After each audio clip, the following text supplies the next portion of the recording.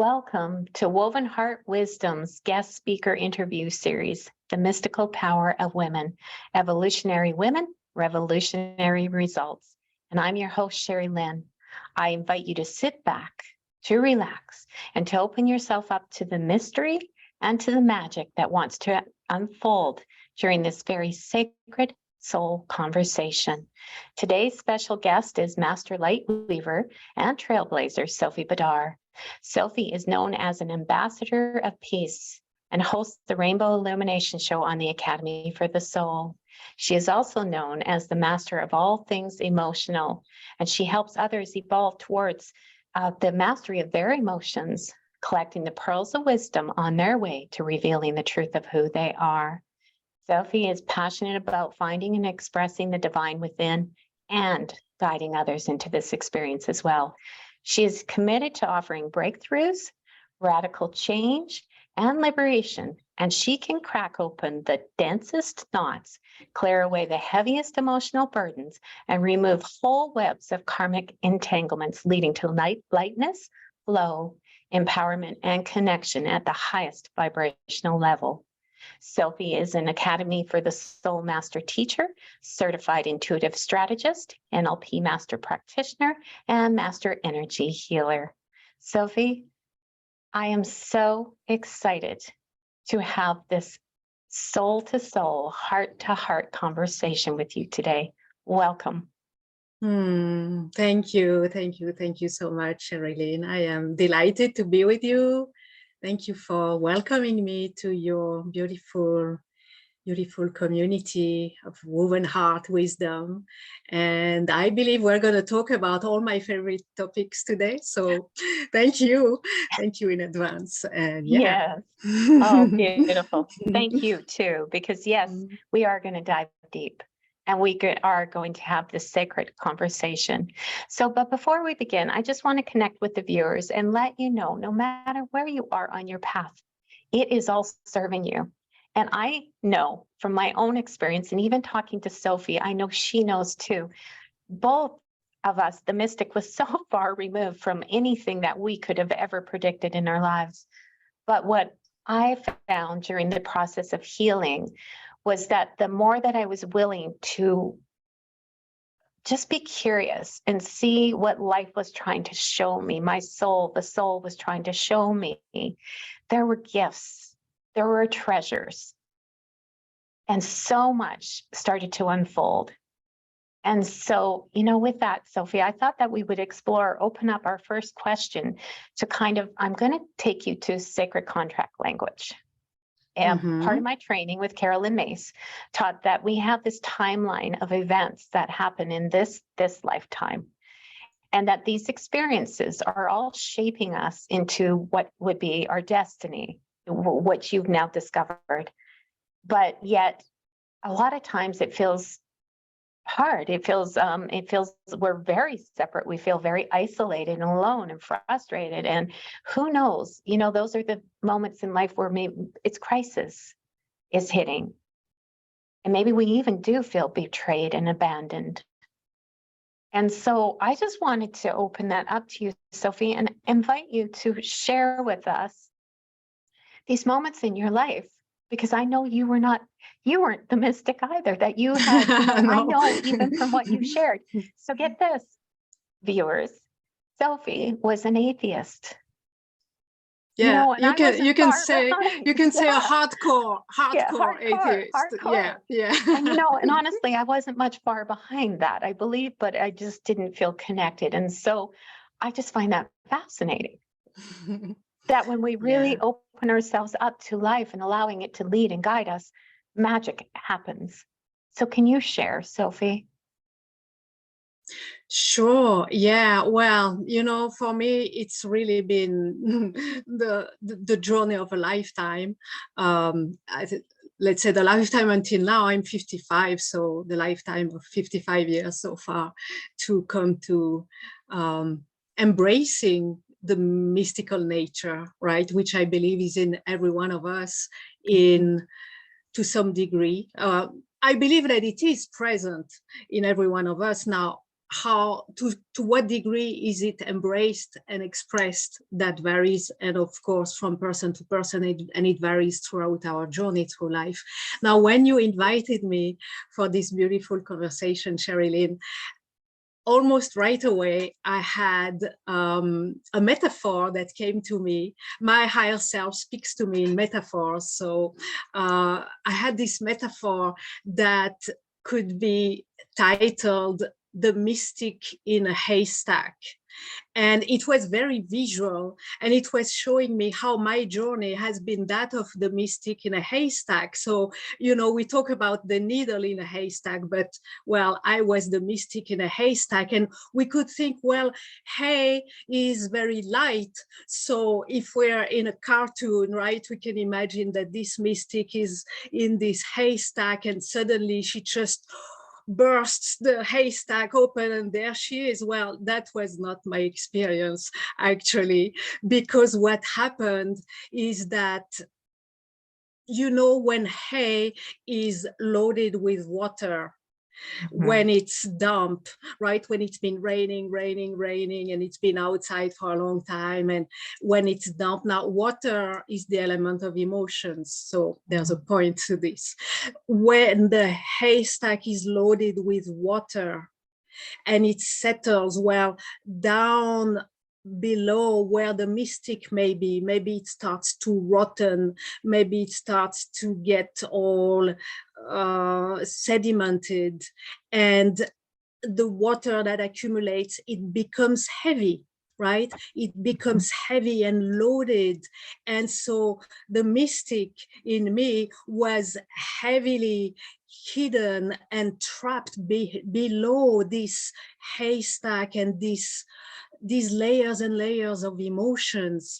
And so, yeah, it was a long journey to move from, yes, being a hardcore atheist to entering a long phase of being a spiritual seeker,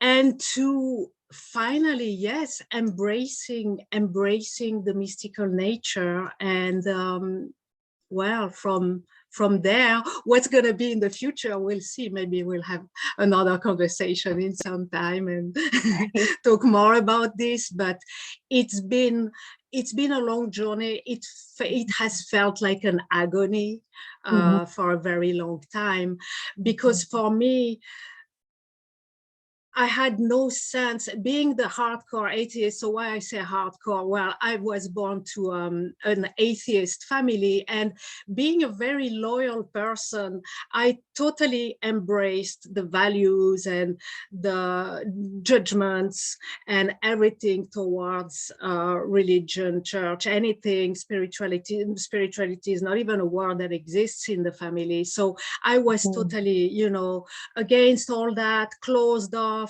even, yes, very judgmental, making fun. Like, I was very far away from all that. And that lasted for a long time, maybe until my 40s, probably. So that's a long chunk of life. Now, this long chunk of life was marked by, I would say, two tracks or two streams that are very related, but they kind of held me on tracks in this atheist self and the agony of it.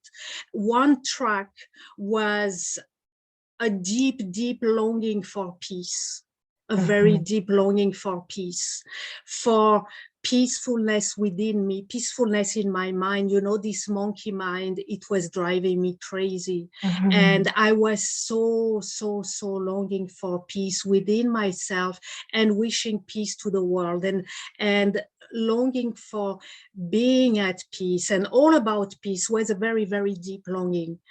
And the other track was a very deep, I would say, existential suffering. Existential because there's no other way to describe it. I was not I was not suffering, I was not being abused, I was, I had no reason to my suffering, no reason that I could relate to, and yet there I was. And so with that, the way I handled one and the other is, I went from therapy to therapy, trying all sorts of different things that, helped me a little bit or not at all, but mostly didn't get me anywhere. And I was handling myself mostly through substance abuse. And that's how I was numbing myself to the pain and managing to be functional in life. And also that was my way to peace. It was a very artificial peace, but yet that's the only way I could find. And that's how I was handling this. Right. So it was pretty toxic, you can imagine. Well, Sophie, I can very much. There's a couple things that were coming to me as you were sharing with me. So thank you for being so vulnerable and sharing with myself and the viewers. But first, I could relate to peace so much because I was in a very toxic relationship, marriage, for so many years. And I remember there was a part of me, the wisdom, my wiser self, my soul voice, higher self, who was trying to guide me. And I just kept shutting it down. And yet I craved peace so much. That's all I used to say is I just want peace. And I was walking on eggshells. It was literally that type of an environment. And then the other thing that came to me is that I have learned that the mystic, when we're not fully embracing the light of the mystic, it often has the addictive tendencies. Trying to get to that peace, trying to get to that place where you feel that in a weird way, connection. And yet, so many of these things are so deep in our unconscious and we carry them from lifetime to lifetime. And so I suspect probably with both of us, that was part of it, but I can feel you and I hear you. And, my question was going to be about the archetypal energy pattern of the mystic and what means so much to you. But I know, Sophie, you live for grace. You embody grace. I heard you say, to the viewers, I listened to one of your interviews with Amanda, and you were talking about grace, and you were talking about how when you serve grace, grace serves you. When you show up for grace, grace shows up for you. And this is a deep conversation you and I can have because, Sophie, I love anything grace. And so I just want to open that up to you because you shine, like already, as I mentioned, the word you go into this, that is you. You are the embodiment. That is your essence quality. Thank you. That's a beautiful gift you give me. It is. By And saying so share, please, about grace, because it's a beautiful, benevolent, sacred energy that you connect to. Yes. Thank you. So, I think there are two moments that I want to share about on the timeline, right? You talked about the timeline. Yes. There are two very critical moments for me that relate to grace. And so on my journey, further along, at some point I managed to get out of the hardcore atheist and to very, very gradually engage in a journey of the spiritual seeker. And there was a lot of struggle within me between, betraying the family and or betraying the divine. And also, it was a whole mess within myself. I felt happy that I didn't have any religion that I had to get rid of. But at least I didn't have that struggle, but I had a different struggle. But anyway, so I was very much searching for this direct connection with the divine. So that's what qualifies the mystic, right? For me, it was never, the moment I started on this journey, it was never about having an intermediary to, no, I wanted the real thing directly to the divine and divine within me. And so I was asking many questions to my higher self, and I was, exploring. And one day, so that's the first step, that's when I had my first conscious experience of grace, even though at that time I wouldn't have dared to name it grace, but now looking back, I recognize that's what it was. So one day I asked to be shown divine perfection. I wanted to perceive divine perfection, and I was a bit naive. I thought, I'm gonna be shown very beautiful things and sacred geometry and symbols all over the place. It's gonna be magnificent. Well, that's totally not how it unfolded. It actually happened through a very intense and pretty horrible experience that doesn't matter to get into the story, but it was an encounter between myself and two persons, one adult and one child. And it was very intense. It was a whole unfolding. There were many synchronicities that led to that moment. It was absolutely divinely guided. And the interactions, the exchange were in a very, pretty horrific context. But what happened is that the moment we connected and started the conversation that had very few words, but there was a very intense, very soul-to-soul connection. The moment we entered this interaction, suddenly, it was in the city, very loud, right? Suddenly, silence was there. Judgment suspended. My thoughts, I had no more thoughts. It's as if we were held in a bubble that was totally out of time, totally out of the space, the environment where we were. There was just silence. There were just the few words that we exchanged. And there was, as far as I'm concerned, there was a very deep and profound and very obvious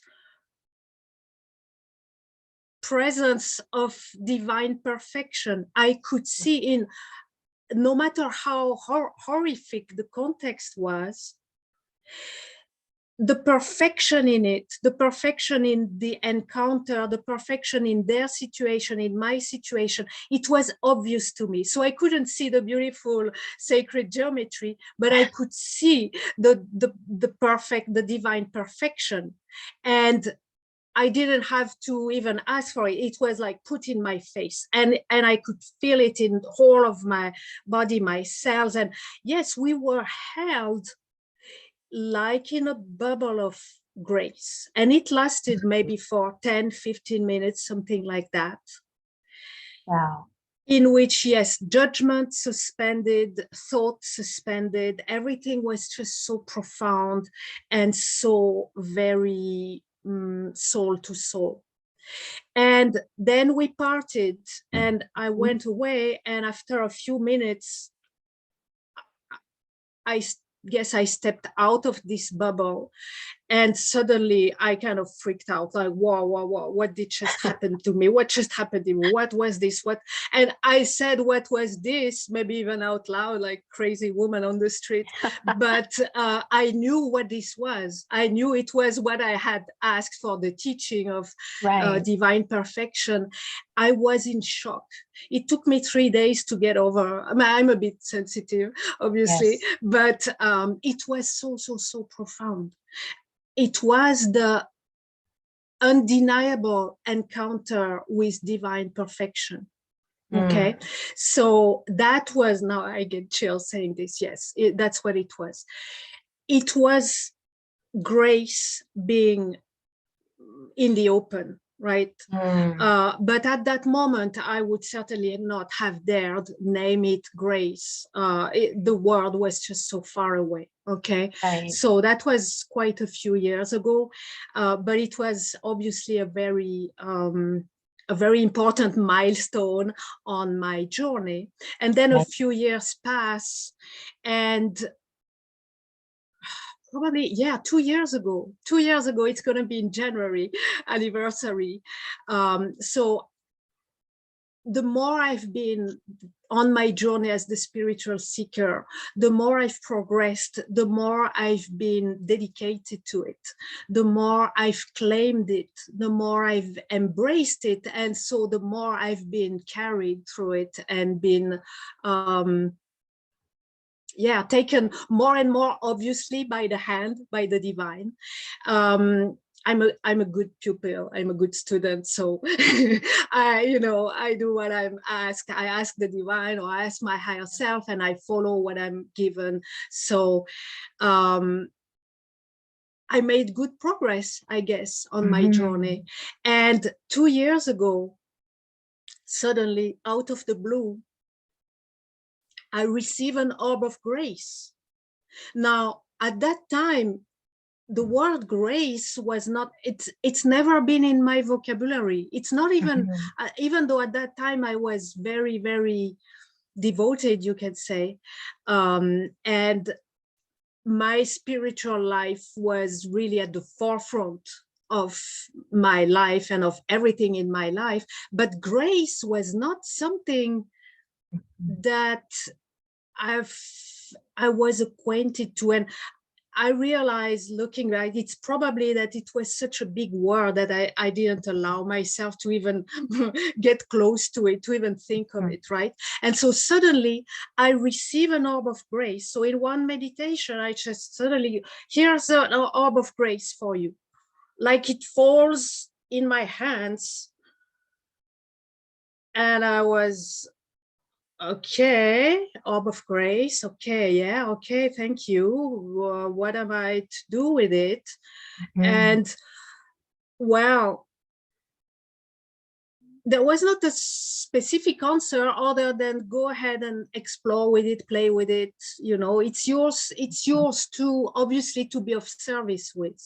So it came, and I had the sense right away that it came as some kind of a medicine, if you like, right? Something that I was gifted. I really received it as a gift. I was gifted this orb of grace as one new way to be of service, and also to support myself and support others, to offer to others. And so I started to explore this orb of grace for a few months, in a very shy way. Sometimes I put it out there, orb of grace. My voice was trembling. I really had to grow into opening the orb of grace.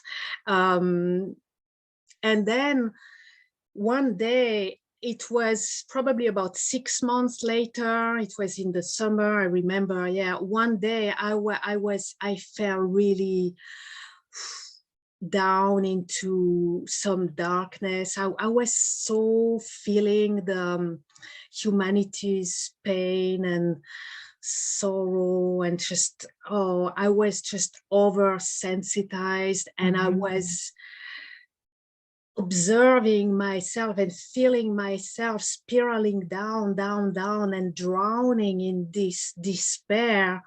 And it was just so overwhelming. Now, it was not the first time, definitely not the first time, but where in the past I would have numbed it, you know, used substance and numb it and just survive through it.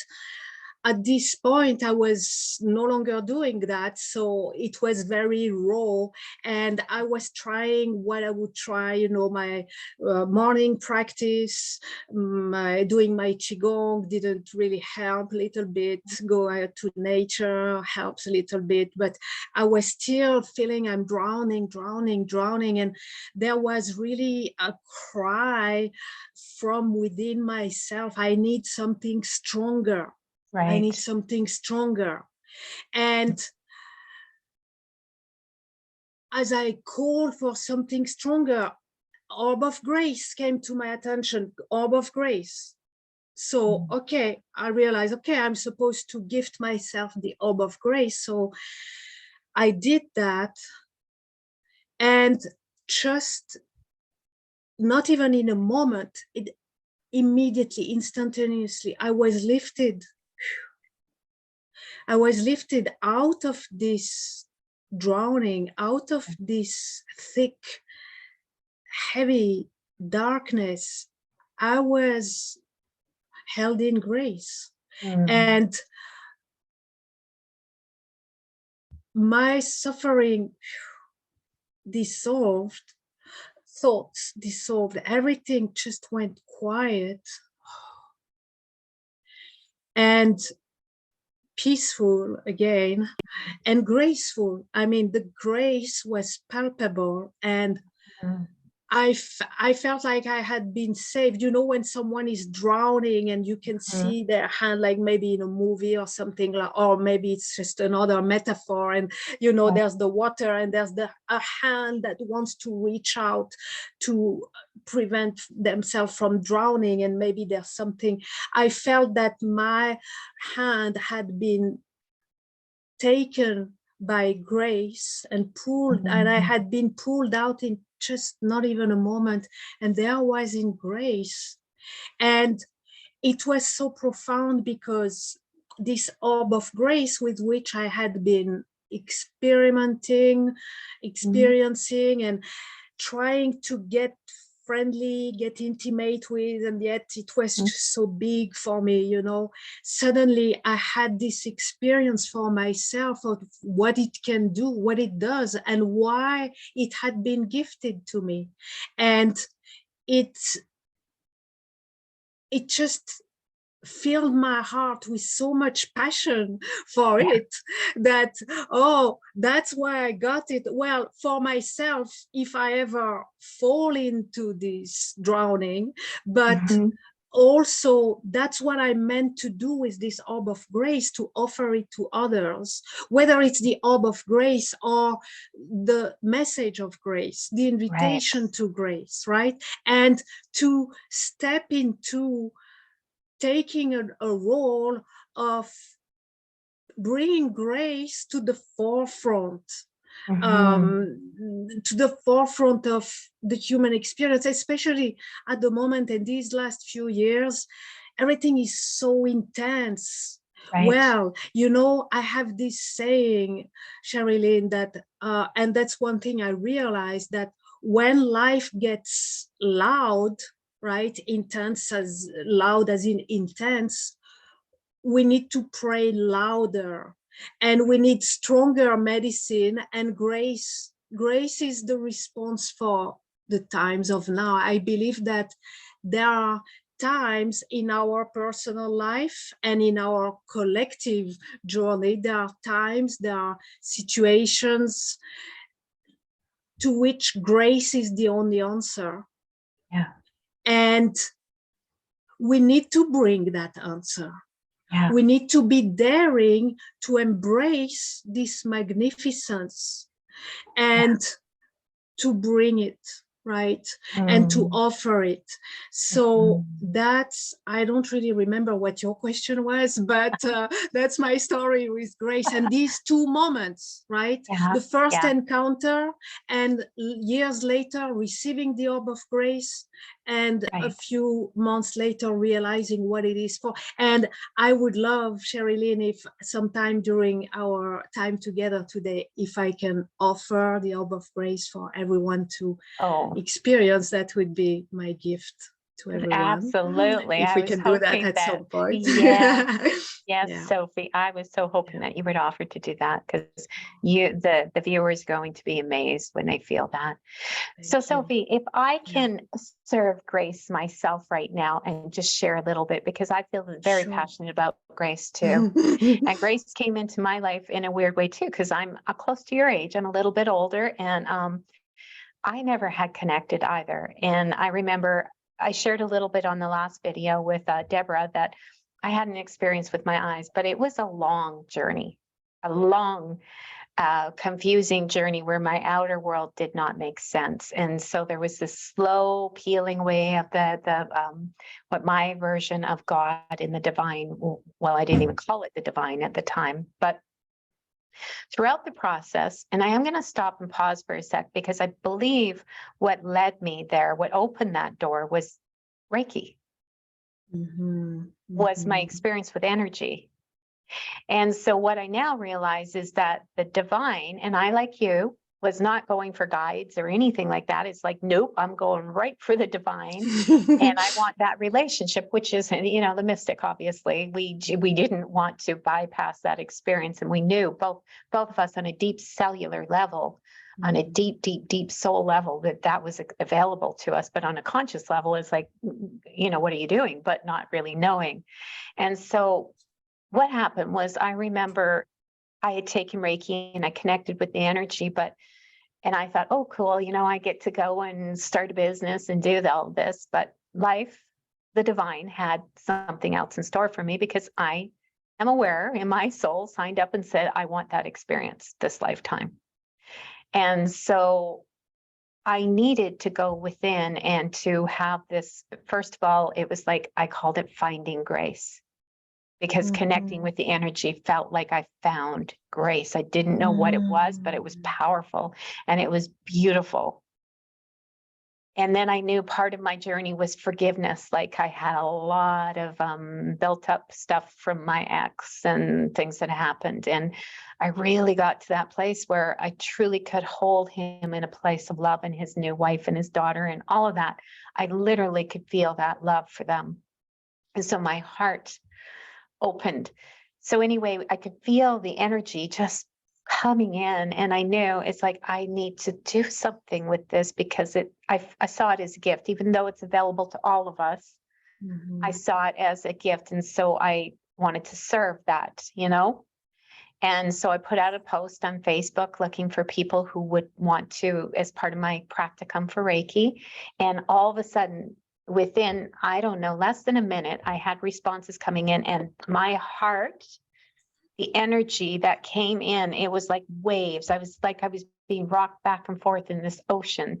And now I know it's like the sea of awareness. I didn't know at the time though, right? So then I thought, I've been touched by grace. And I could feel that. And I fell in love with it. And it literally can bring tears to my eyes, because my experience with my eyes, what you don't know is that the surgeon didn't even recommend surgery, because he thought I would lose my sight in the one eye completely. And he thought, why wouldn't you just want to keep your sight? But it was so confusing. My world was like, I literally woke up one day and half of it was erased. Half of it was like looking at a picture that had been erased. And then it just kept getting worse, and it looked like House of Mirrors, and my experience, my outer world, made no sense.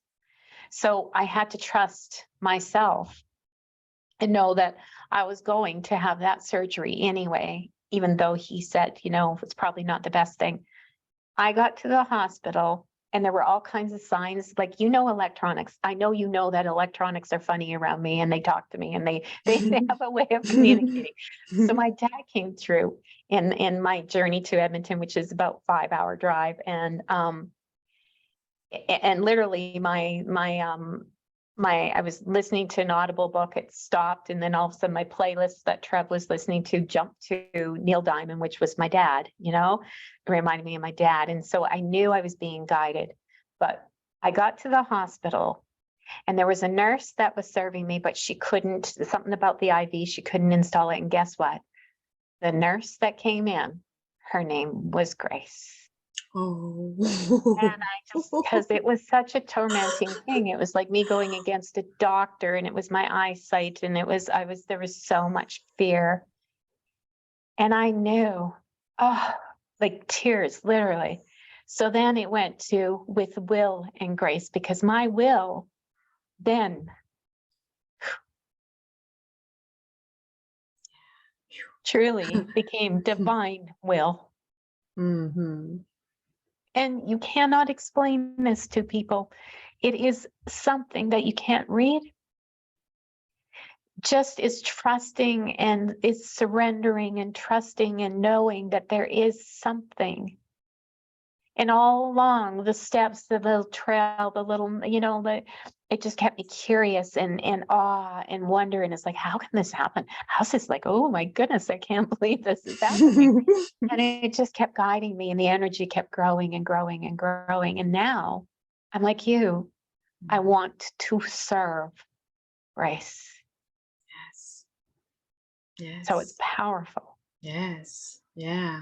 Wow. Yeah. And you don't It is go very to powerful. a religion, there's no place you go Yeah. other than, it's like the heart. I think there's an opening in the heart that allows that in. So my next question for you would be, how does the divine express itself through you, and how do you know you are connected to the divine? Oh, yeah. Well, that's been that's been the long journey. But what's interesting is when I look back, I can see how the divine hand has been holding me and guiding me throughout the whole journey. But I would certainly not have said so or even identified that.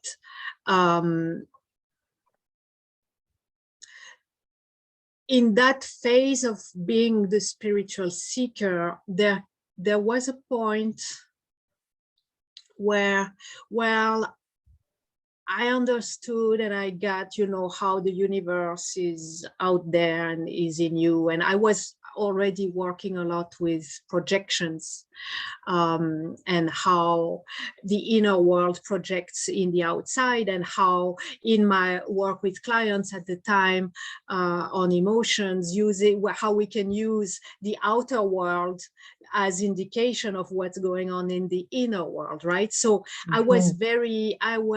that's something I got really easily, and it was very instrumental for me. And so one day I was playing with that and like, oh, okay, so if everything in the universe is there, it's within me, then I can use this to call what's out there that has to be present within me, but I'm not experiencing it. And first I played with things around, let's say, abundance or relationship, romance, these kind of things. And I felt how, okay, I had a way of calling something that's out there and calling in within me. And one day it crossed my mind like, wow, what if I call the divine? What if I call the divine? Because at that time, I was really struggling, between family, between the past and the present. And I had so much emotionality, so much guilt, shame. It was the divine in all this was just like lost in a thick soup of my emotions. So I was really struggling to find the divine. And so when this thought came to me, how about I call the divine? So I made this experience of going inside and calling the presence of the divine within me. And Sherilyn, I got a tiny answer. It was like a dot. I had a lot of pain in my chest, in my bones, in my whole body. I was so stuffed with suppressed emotions. But there was a dot I could feel in the middle of all this pain. There was a dot of an answer. And I was surprised, like it really took me by surprise, like, wow, there's an answer. There is the divine. Okay. And I kept asking and calling the presence of the divine, and the dot grew a little bit, you know, like when there's embers and you blow and, you know, they get stronger, and maybe at some point a whole fire starts again, right? That's what I was experiencing. Like the more I call, the more it expands. It remains a dot, but it's a more present dot. So I realized, like, wow, that's how that's how I'm experiencing the divine, is through a feeling that was as tiny as a dot, but it was a feeling, right, that responded to me. And every time I called, there was an answer, there was a response. There was never not a response. So I realized, okay, what I want to do and what I'm going to do and what I did is be very diligent with calling day after day after day after day. And as I did that, the dot grew into a little ball and into something bigger and bigger, until it filled my whole heart, until it kept expanding, filling my whole body. I guess at some point it filled my whole aura. And there came the point where I didn't even have to call. Now, it was the most delicious practice, because the moment I called, from the tension, whether it was pain or if only tension in my chest, in my body, there was at least one area that was just like, you know, relief. And there was the divine. And it's like I was blowing a balloon that was growing. So I adored this practice. It was the most delicious thing to do. And came the point where I didn't even have to call, just if I would bring my attention to my heart, I felt like, you know, a blow, like, here's the divine. And it took a few months to get there, but I get there. And what was very, very significant, fundamental really for me, is two things. One, day after day, I noticed that there was never not an answer. The divine always answers. When I call, the divine always answers in a way, right? And that way, I mean, there were many other ways, but it was because a lot of my experience is through the sense of feeling, at least at the time. I was mostly clair, sentient, right? And that's how the divine could reach to me. And also with the contrast, bringing me such a contrasted experience between where I was getting a response and how the pain was contrasting, right? So there was always an answer. The divine always answers when I call. And the second thing, when I realized after a while that, oh, I don't even need to call, it's there already, yet I kept calling because it felt good. It was my treat, right, every day. But also I knew that, okay, right now I don't need to call, but when life gets intense, and if I'm taken over by emotions, or I will know that I just need to call. So I'll just, you know, it was like a muscle. You build a muscle, and once you have a good muscle, you don't stop. You keep, right? You keep using it, you keep cultivating it right? And I knew that I had to keep this going in order to be ready for any situation, any moment when, if I would ever feel that, oh, I lost it, no, it comes back right away. So that's how I experience. The experience for me was through the feeling, which was a very kinesthetic feeling with some warmth. And I could say at the beginning, well, right from the beginning, this dot, it was a dot of light. And the more it grew, the more there was light, right? That's my experience. Now, this practice, I'm offering it whenever it's relevant to clients with whom I work, who are looking for the divine. I have a shortcut for you. Let's go straight to your heart. And how would it be to call? Everyone always had an answer. There was always, it's sometimes very faint, just like for me, just a dot. But there was never not an answer. Right. And for every person, it can be different. For some, it's a warmth. For some, it's sound, vibration. It doesn't matter. And it's very personal, and it can evolve over time, right? But what's essential is that there's always an answer. The answer is within. That was what was so important for me. The answer was not out there, right? The answer was right there. Right. And the more we call, the more the answer is amplified. Right. Right. That's so beautiful. So, yeah. And I so agree, because it is like a muscle that you need to build, because even for myself, it was the same. I don't know what it is. It's almost like you get to a place where it's like you hold space for that belief that it's possible. And then it continues. You, like, for me, it was breath. When I would breathe, consciously breathe. And a lot of times it was when I would sit on my couch and I would look at my yard and watch the birds and the squirrel, and I would be just there in the moment. And so that's another thing, right? Really just being there in the moment. Yeah. And then I do believe that the energy, the divine energy, that benevolent, sacred, loving energy grows.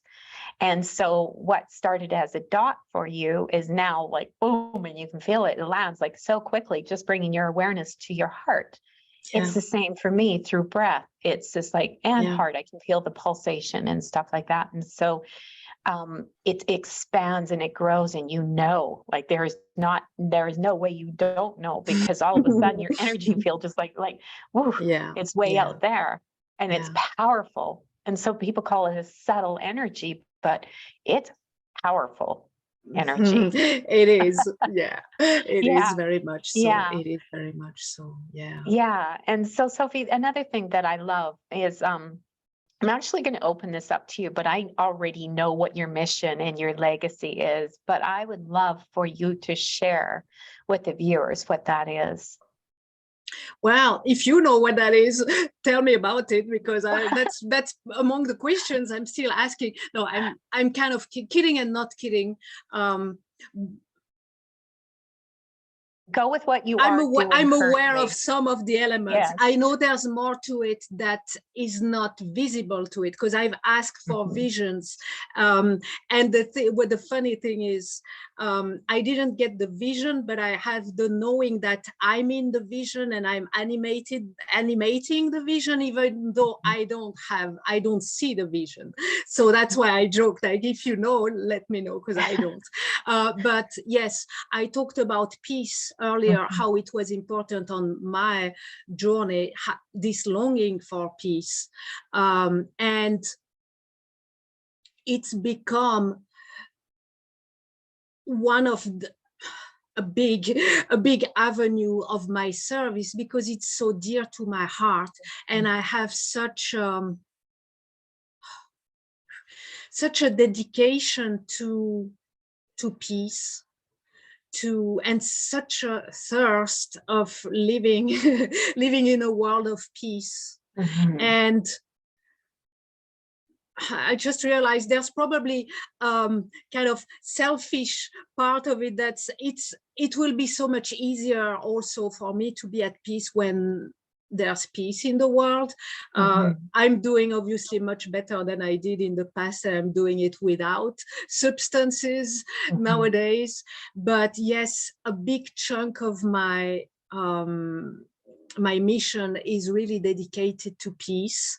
And again, I get these things. The thing is, I ask questions, or I ask for assignments, and they fall on my lap. So 5 years ago in the summer, one summer I happened to be in town. It was very hot. I had no money to travel, so I was feeling like, okay, I'm stuck in town, and it's really hot.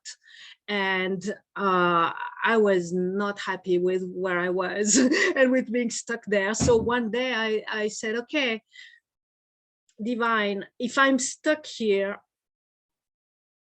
give me something to do. Let me be of service, right? If I'm stuck here, let this be of service. Let me be of service. And boom, I received this assignment in the form of offering a guided meditation for peace. And I took my notebook, the guided meditation, I just wrote it, it was channeled through me. Okay, I didn't even have time to ask, how do I do that? It just came through like this. And everything about offering this guided meditation, like the logistics of it, just arranged, finding a place, inviting people, getting everything I needed. It was just divinely orchestrated. And I was given the date of 8/8 of 2017. So that's an 8 also. So it was 8/8/8. So I did that. And there was not a big crowd, but there was such an intensity of the subtle energy, and there was such a thick sense of service being accomplished, that my mind, after it was done, my mind was a bit kind of, oh, there were not many people. Right away, I got kind of slapped in that one person is enough. There's a quantum effect, right? One person is enough. And there were more than, I don't know, there were 5, 6 people maybe. So that was not even the point. But I had the sense of how huge it was, no matter the number of people. And then I was given assignment to bring this to different locations. So over the next few months, I did that. And again, synchronicities, doors opened themselves, occasions presented themselves, and there were many different occasions in which I offered this guided meditation for peace, which is much more than a guided meditation. It's actually an invitation for us to take a stand for peace and to stand as pillars of peace. And I bring a transmission of light, so we become luminous pillars of peace, and we offer our peace to the world. And so I brought this to different contexts, communities, places, and audiences over the course of a few months. And then that's the moment I entered the community of the Academy for the Soul.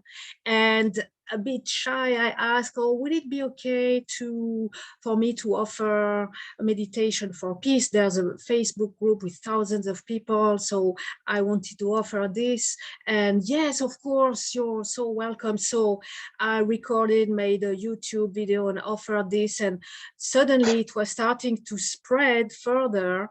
And a few months later, I was invited, I was offered, gifted the invitation. Crystal Hughes, the founder and the leader and beautiful, creator of the Academy for the Soul, invited me to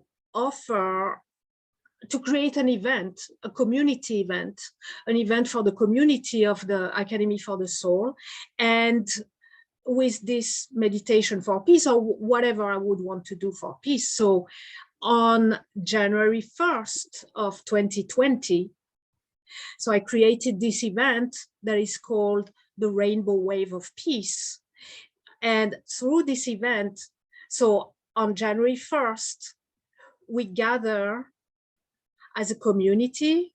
Everyone is invited, everyone who wants to join, we gather, and I offer and lead this guided meditation in which all of us take a stand as luminous pillars of peace, and we offer our peace to the world. Now, at that point, it had become global through the community of the Academy for the Soul. It is global, right? We have our audience extends to New Zealand, Australia, South Africa, India, Europe, the US, Canada, some of South America, right? It's all in English, obviously, but the whole, like all around the world, right? We have luminous pillars of peace. So January 2020 was the first edition, and then it's become a tradition. It's become, well, the January 1st event, and it has grown through the years. So this year, now we're in December, it's that time of the year when we're in the rainbow wave of peace. It's not only the January 1st event. The January 1st event is also a reason to have a whole wave, a build-up, right? A build-up through the months of November and December, a build-up of two things. One, having our attention on peace, right? Having peace be at the forefront of our awareness. And two, building up the sense of peace.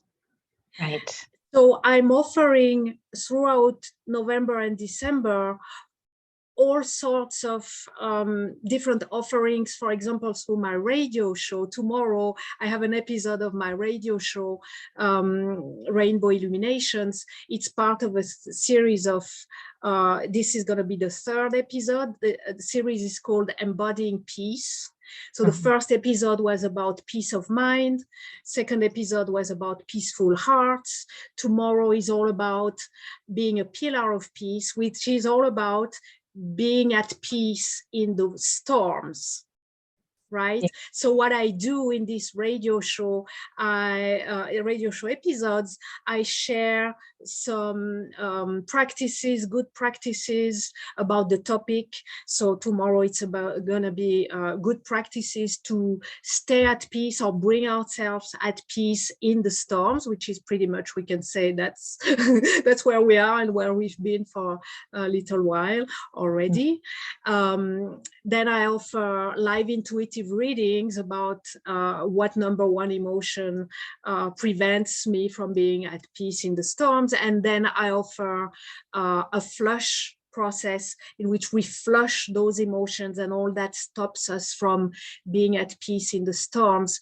And there's going to be other episodes. I'm going to be offering the Orb of Grace for peace. And the point of all this is really to build up the sense of peace so that well, two things. One, when we come in January 1st, we have built up as much as we can, and we have a stronger ability to be the luminous pillar of peace and to offer peace to the world, our peace to the world. So we have a greater impact, right?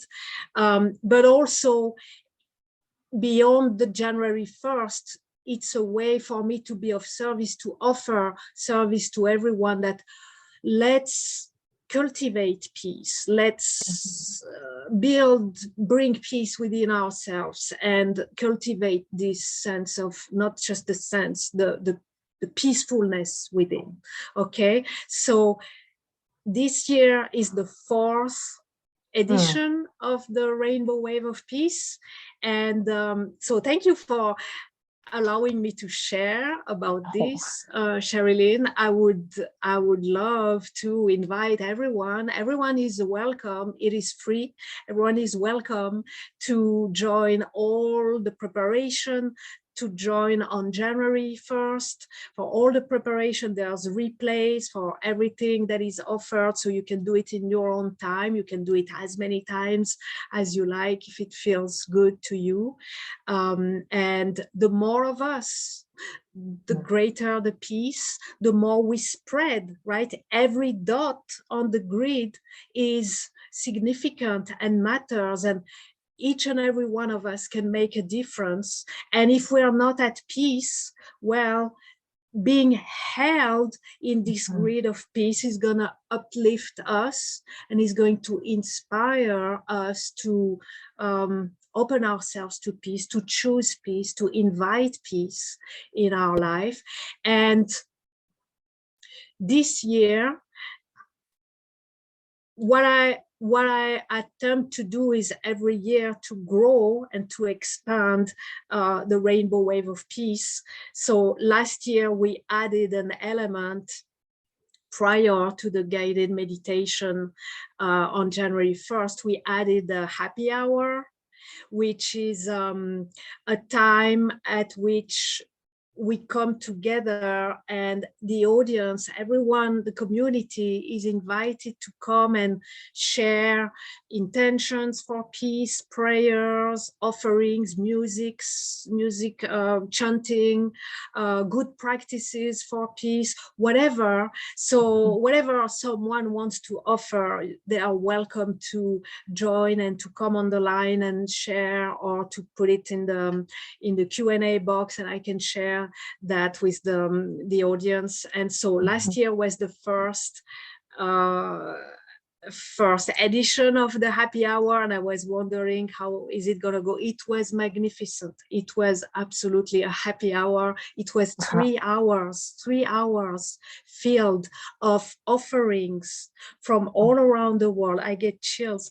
It was so beautiful, such a variety of voices, of offerings, of gifts, of places, right? And such a coming together.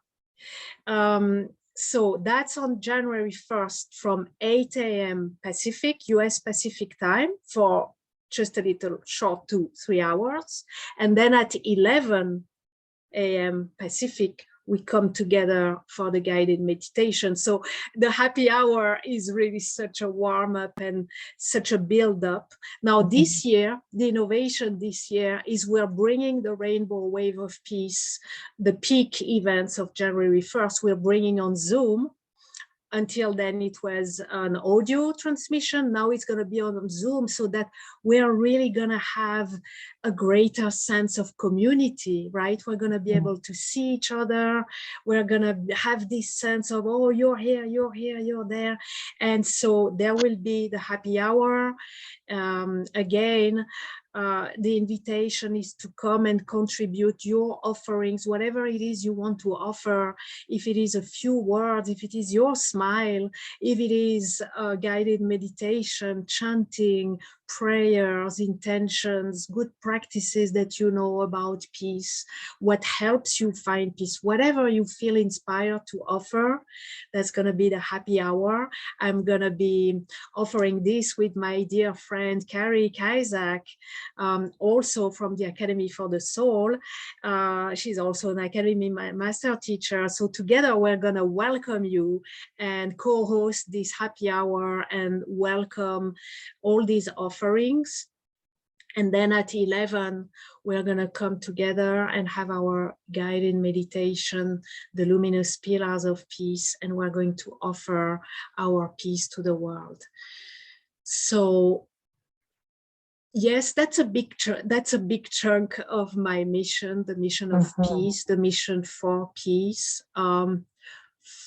For now, that's how it is unfolding through these offerings. I would love to have in-person gatherings, when we have a few people or a whole mass of people, like all of us coming together. That would be so beautiful, so wonderful. Doing it online makes it possible in such an easy way and such a powerful way. So I'm very grateful for that.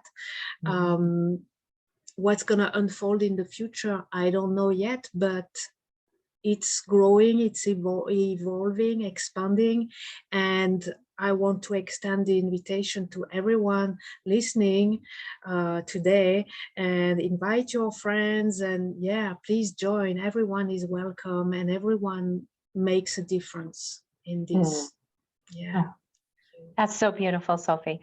And Sophie, I'm going to post the link for sure on this YouTube video, but I encourage you, Sophie, because in the community, in my Woven Heart Wisdom community, please go and put a post there. Thank you. Go and share in there. Thank you. Yes, I will. Yes, thank you. So yes, because there's a page with the whole program, all the resources that you can use to build up this inner peace, right? And they're going to be there after January 1st. So it's a whole page of resources for peace. And thank you for allowing me to do that. I'm very delighted to share this with everyone. I'll definitely post on your Facebook please do. And then even send me the information and I can post it in the business page, Woven Heart Wisdom business page. But Sophie, thank you. I love that you are representative of peace, and I can feel like you just sense that you glow that in grace. And so I can resonate so much with you. But before we end this, and I have you share an experiential practice with us, I just want to acknowledge Crystal too for the Academy for the Soul as well, because the reason you and I have come to be, and life invited me and introduced me to you, was through the Academy, and you became one of the master teachers for me as well. And that I'm deeply grateful for, because I tell you, Sophie, I felt your energy, and I swear I didn't quite know the meaning, the depth of it, but now I do. And then there's probably still more that will unfold as we get to know each other too. The future is ours. Yes. But in speaking about the divine and the calling too, it's just like this, the mystical power of women. I had an illumination project, and I waited right until the end of this program, certification program that I'm in, and I wanted to honor it. Like, I knew I didn't want to just write anything down and I could have probably done that, but there was a part of me that was calling me, the depths that, that divine, the benevolent energy of grace was drawing me to this. And I loved it once it landed for me, because it's like, I get to talk about and talk to other people about how we connect, each one of us. And you're right, we do it in different ways. And grace shows up, the divine shows up unique to each one of us. And so you can share and I can share, but each one of us is going to have a sacred experience that is part of our soul's evolution, and it is uniquely meant for each one of us. So I invite people just to breathe into that too. And with that, Sophie, I would love to open this up and have you lead us on one of your beautiful guided practices. Yes, thank you. Thank you. Yes, absolutely. Because, you know, when I received the Orb of Grace, it came with kind of a side note that was, it's meant to be shared and it's meant to be offered. And every opportunity that it can be offered, I'm supposed to make the best of every opportunity. So thank you for offering me this opportunity. Yeah, and we're gonna actually bring together the grace and the peace. It's gonna be an offering of the Orb of Grace, an infusion of grace in your heart. We're gonna make it the Orb of Grace for peace. So there's gonna be something special among the different things that I do. I create power claiming keys. I call them power claiming keys. They're sort of mantras, if you like. They are linguistic keys that with which you claim your power, the power of your intentions in a specific area. And so here it's going to be about peace. And the way these power claiming keys are formulated is such that it makes your higher self be in charge of executing your intentions. So yes, it is very powerful. So what we're gonna do, what I want to offer is the Orb of Grace, infusion of grace in the heart, and then I'm gonna offer 2 power claiming keys for peace within this infusion of grace. Is that okay? Oh, that would be beautiful. Please lead us through this. Thank you. Yeah, thank you. All right, so you can close your eyes if you want. Turn your attention inwards. And I invite you to relax. Take a few deep breaths. And breathing out all that does not belong to this moment.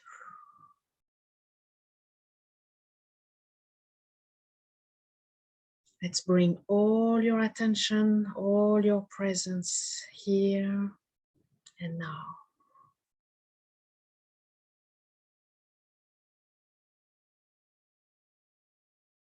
We set our intention at our time together.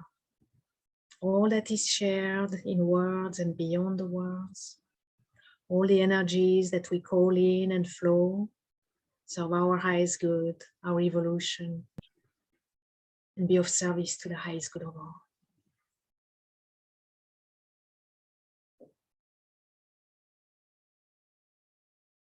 You can decide to open your heart or open it even more and be ready to receive.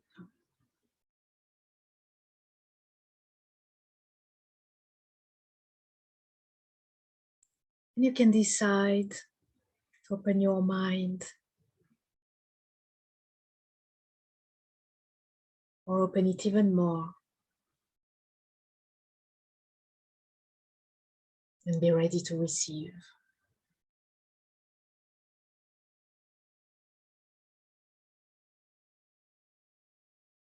Remembering your connection to the center, to the heart of the earth.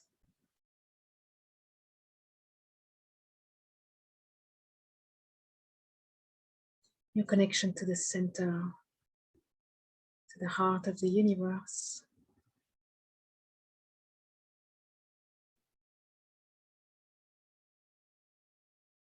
So that you are held, both grounded and suspended.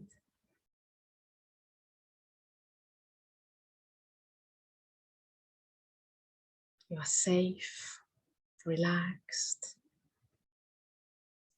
and ready, and open to receive.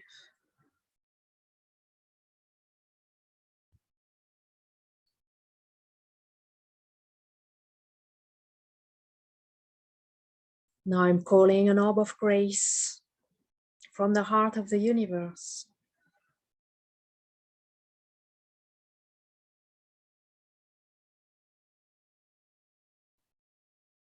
And offering this orb of grace to your heart,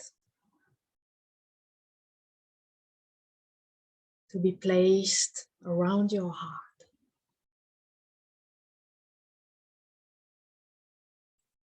You can claim it silently or out loud. I welcome and receive the orb of grace around my heart.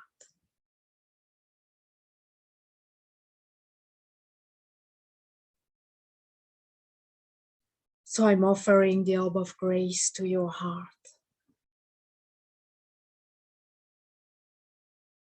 placing it around your heart,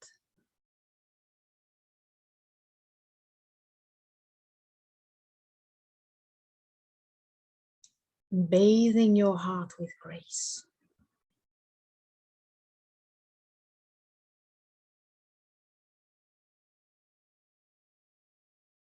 And infusing your heart with grace.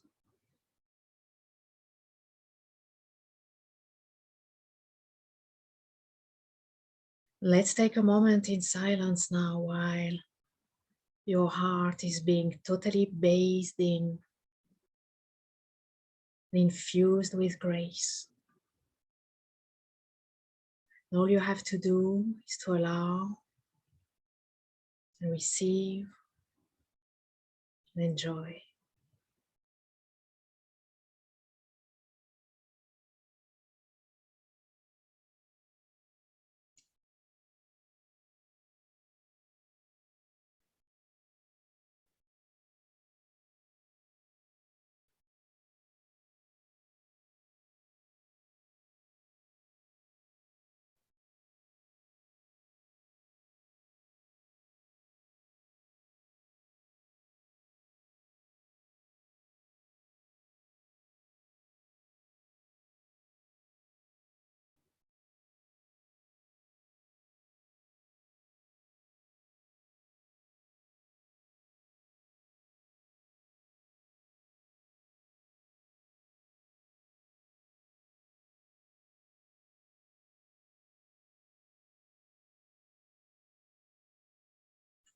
Your heart being totally bathed in and infused with grace.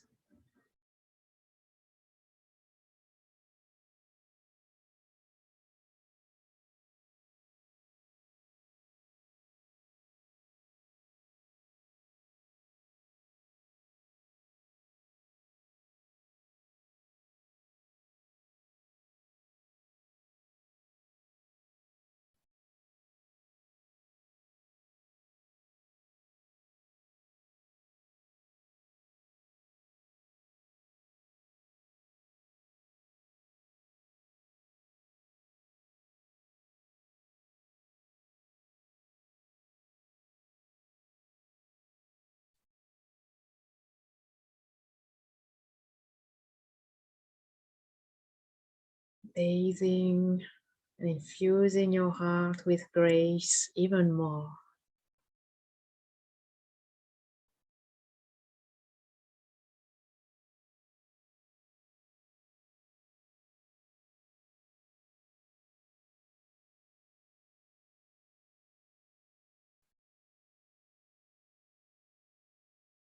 Now you can place your hands over your heart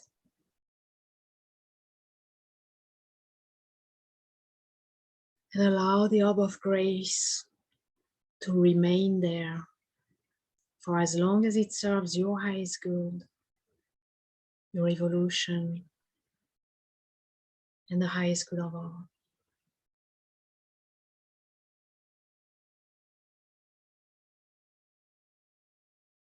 And in this infusion of grace, I want to offer 2 power claiming keys for peace. These specifically crafted linguistic keys to claim your intentions for peace. As you receive them, pay attention to the responses you get in your mind, in your heart, in your body, in your whole being. Really be in the receiving. I'm going to repeat them a couple times to allow you to really absorb them, to let their energy settle in. So here is our first power claiming key. Even if I don't know how, I intend for peace in my mind, in my heart, in my whole being. And I ask to be guided and supported.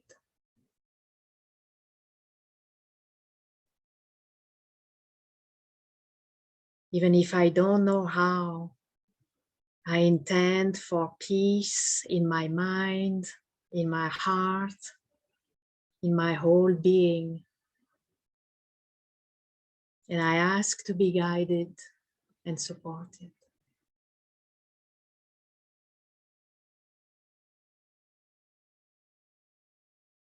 And one more time, and you're welcome to join and claim it for yourself, either out loud or silently.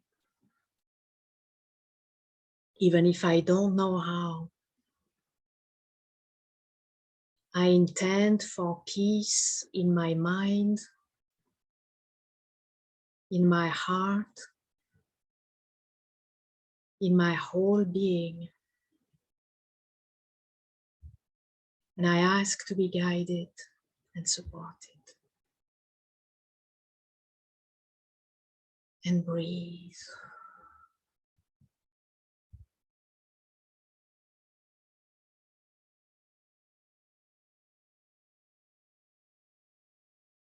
And our second power claiming key for peace. Even if I don't know how, I intend to be a luminous pillar of peace, offering my peace to the world. And I ask to be guided and supported.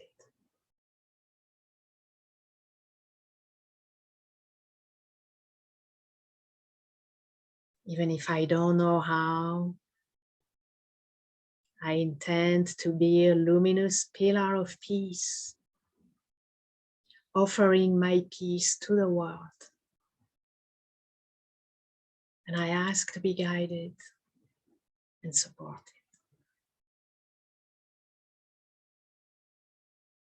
And one more time, and again, you're welcome to claim it for yourself, either out loud or silently.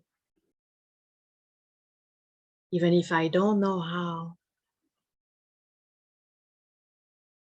I intend to be a luminous pillar of peace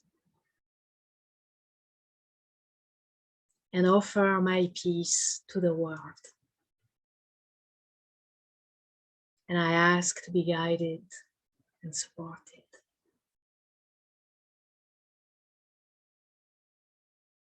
And breathe.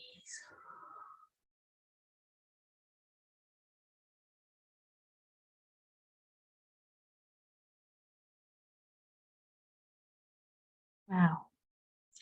Yes, gently coming back to here and now.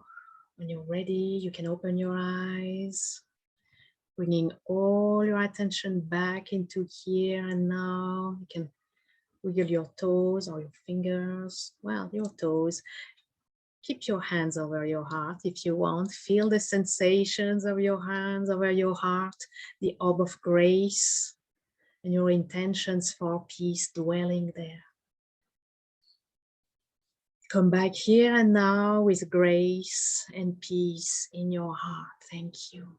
Thank you. Thank you. Sophie, that was so beautiful. That is your superpower. Wow. My whole being thanks you for this beautiful meditation. And I can feel the grace. Yeah. So I think this is a perfect place to end this. And I'm going to say to you, beautiful Sophie, namaste, beautiful one. Thank you. Thank you. Thank you. Thank you. And I thank the viewers for joining us too. Thank you for having me today. Oh, Sophie, the gift was mine. Thank you so very much. Thank you, everyone. Thank you.